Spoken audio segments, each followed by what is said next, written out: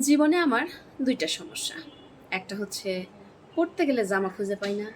আর ২য় নাম্বার সমস্যা হচ্ছে আলমারিতে যখন জামা গুছিয়ে রাখতে যাই তখন আবার জায়গা হয় না। বুঝতে পারছেন ব্যাপারটা কেমন? যাই হোক, ওপর ১০-২০ করে আমি একটা জামা কোনোভাবে সিলেক্ট করলাম এবং সেটা পরলাম। পরার পর সুন্দর করে একটু সাজুগুজু করলাম। বারবার করে আয়নাতে নিজেই নিজেকে দেখে ক্র্যাশ খাচ্ছি। হায় আল্লাহ! কি সুন্দর লাগছে আমাকে। মেয়েদের মানে সুন্দর লাগলে যা হয় দেখেন না? নিজে নিজেই খুশি লাগে মনের মধ্যে সুন্দর দেখালে। তো বাসায় কিছু মেহমান আসবে। তো যার কারণে আমি মাকে তো হেল্প করছি। মার সঙ্গে কাজ করছি কিছু এটা সেটা। মা যেমন বলছে খাবার-দাবার তৈরিতে হেল্প করছি। সব ধরনের কাজে খুব করে হেল্প করছি। তো যাই হোক, দুপুরের দিকে মেহমান আসলো। আসার পরে সেখানে যে আন্টিটা ছিল মানে মেহমান আন্টি, সেই আন্টিটা আমার দিকে বারবার ঘুরে ফিরে একটু পরপরই দিকে তাকাচ্ছে। আমি এটা সেটা কাজ করছি মার সঙ্গে। আর সে বারবার ঘুরে ঘুরে তাকাচ্ছে। আমি তো মহা খুশি। মনের মধ্যে একদম লাড্ডু শুধু ফুটছে, বুঝছেন? মানে আমি তো ভাবছি যে আমাকে তো না জানি কতই সুন্দর লাগছে। আর হচ্ছে আন্টিটা বারবার যখন তাকাচ্ছে, মুচকি, মুচকি হাসছে, তার মানে আমাকে অনেক সুন্দর লাগছে। তো এই সৌন্দর্য লাগছে সেই খুশিতে মা যা বলছে আমি সব কাজগুলো একদম তড়িৎ গতিতে করে ফেলছি। কোনো রকম কোনো কথা নাই, কোনো অবজেকশন নাই, কিছু নাই। সব কাজের প্রতি এত আগ্রহ বেড়ে গেছে, সব কাজ একদম দৌড়ে, দৌড়ে করে ফেলতেছি।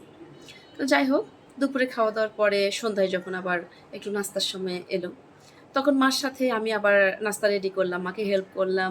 টেবিলে নাস্তা সবকিছু রেডি করলাম। দিয়ে আন্টিদেরকে আবার ডাকলাম, গেস্ট আন্টি যারা এসেছে। সবাই নাস্তা করলো সুন্দরভাবে। নাস্তা করলো। আমি তো সেই তখন থেকে সেই খুশি মনেই চলছি সারাটা দিন থেকে।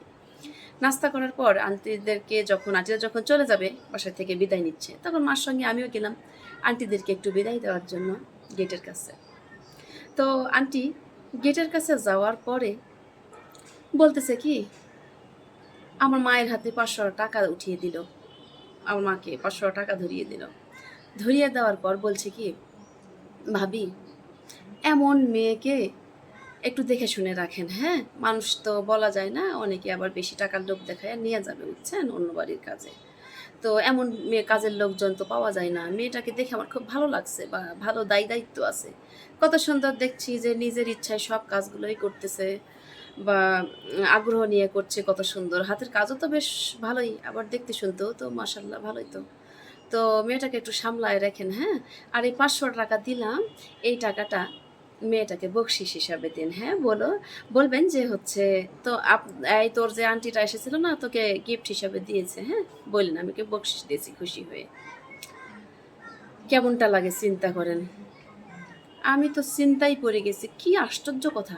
সারাটি দিন থেকে আমি এত সুন্দর সাজগোজ করে যত কাজ করলাম আগ্রহ নিয়ে। আমি তো ভাবলাম যে আমার দিকে তাকিয়ে আছে, আমাকে মনে হয় খুব সুন্দর দেখাচ্ছে, এইজন্য মনে হয় তাকিয়ে আছে আমার দিকে। আল্লাহ!